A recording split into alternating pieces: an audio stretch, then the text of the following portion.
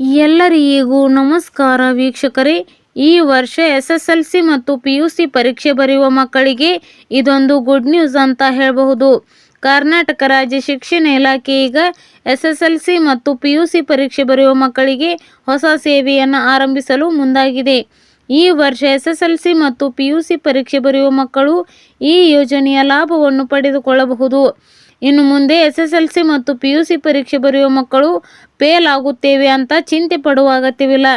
ಹಾಗಾದರೆ SSLC ಮತ್ತು PUC ಪರೀಕ್ಷೆ ಬರೆಯುವ ಮಕ್ಕಳಿಗೆ ಕರ್ನಾಟಕ ರಾಜ್ಯ ಶಿಕ್ಷಣ ಇಲಾಖೆ ಜಾರಿಗೆ ತರಲು ಮುಂದಾಗಿರುವ ಹೊಸ ಸೇವೆ ಯಾವುದು ಅನ್ನೋದ್ರ ಬಗ್ಗೆ ಸಂಪೂರ್ಣ ಮಾಹಿತಿಯನ್ನು ಈ ವಿಡಿಯೋದಲ್ಲಿ ನಾವು ನಿಮಗೆ ತಿಳಿಸಿಕೊಡ್ತೀವಿ. ವಿಡಿಯೋ ತುಂಬ ಇಂಪಾರ್ಟೆಂಟಿವ್ ಆಗಿದೆ, ಎಲ್ಲೂ ಸ್ಕಿಪ್ ಮಾಡದೆ ನೋಡಿ.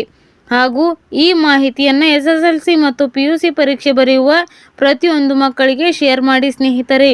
SSLC ಮತ್ತು PUC ಪರೀಕ್ಷೆಯಲ್ಲಿ ಫೇಲ್ ಆಗುವ ವಿದ್ಯಾರ್ಥಿಗಳಿಗೆ ರಾಷ್ಟ್ರೀಯ ಮುಕ್ತ ಶಾಲಾ ಸಂಸ್ಥೆ ಅಂದರೆ NIOS ಮಾದರಿಯಲ್ಲಿ ಪರೀಕ್ಷೆಯನ್ನು ಮಾಡಲು ಈಗ ಕರ್ನಾಟಕ ರಾಜ್ಯ ಶಿಕ್ಷಣ ಇಲಾಖೆ ಚಿಂತೆಯನ್ನು ಮಾಡಿದೆ.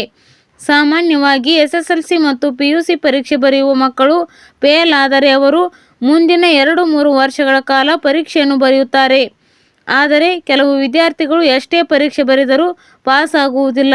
ಅಂಥ ವಿದ್ಯಾರ್ಥಿಗಳು ಮುಂದಿನ ಶಿಕ್ಷಣದಿಂದ ವಂಚಿತರಾಗಬಾರದು ಅನ್ನುವ ಕಾರಣಕ್ಕೆ ಕರ್ನಾಟಕ ರಾಜ್ಯ ಶಿಕ್ಷಣ ಇಲಾಖೆ ಈಗ ರಾಷ್ಟ್ರೀಯ ಮುಕ್ತ ಶಾಲಾ ಸಂಸ್ಥೆ ಅಂದರೆ NIOS ಮಾದರಿಯಲ್ಲಿ ಪರೀಕ್ಷೆಯನ್ನು ಮಾಡಲು ಮುಂದಾಗಿದೆ. ಮುಂದಿನ ಶಿಕ್ಷಣವನ್ನು ಮುಂದುವರಿಸಲು ಅನುಕೂಲವಾಗುವಂತೆ ಮಾಡಲು ಮುಕ್ತ ಶಾಲಾ ಮಾದರಿಯನ್ನು ಅಳವಡಿಸಿಕೊಳ್ಳಲು ಈಗ ಕರ್ನಾಟಕ ರಾಜ್ಯ ಶಿಕ್ಷಣ ಇಲಾಖೆ ಚಿಂತೆಯನ್ನು ಮಾಡಿದೆ.